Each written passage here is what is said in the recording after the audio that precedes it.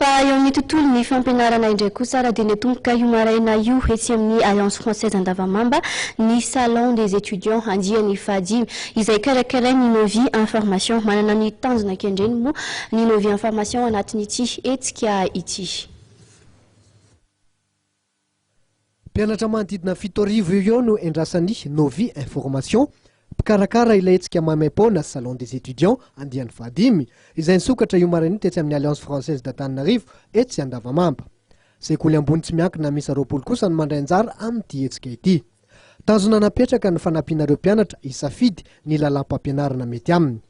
Isan'ny laharam-pahamehana napetraky ny Institut Supérieur de Formation Poly Paramédical Leader na ISFPL. Isandreo sekoly ambony mandray anjara amin'ity hetsika ity tokoa zany araka ny fanazavan'Andriamatoa tsy miondrike mahasoa tale generalin'ny sekoly.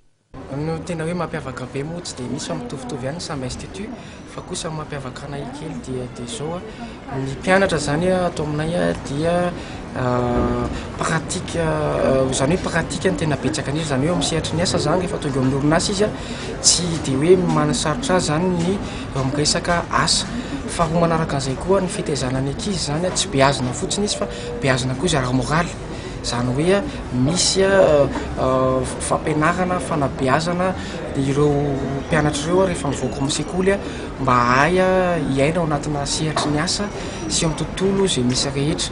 Dia ny fahatelo ampianarina mihitsy zany ny ankizy dia zao ahay ahoana ny fomba atao manomboka voandray asa zany dia hoe inona ny tokony atao amin'ny resaka entretien sy fanaovana zavatra rehetra efa voaofana zany ireo tena hoe atao matianina mihitsy amin'ny sehatry ny asa. Zay zany tena mampiavaka anay ao anatin'izy. Miezaka tokoa ny SFPL mba anarana ny fenitry ny fampianarana amin'ireo taranjam-pampianarana 7 zany ho hatrany ny taliany. Aharitra 3 andro ny salon des étudiants andiany fahadimy araka ny noazavainy Novy Information hatrany.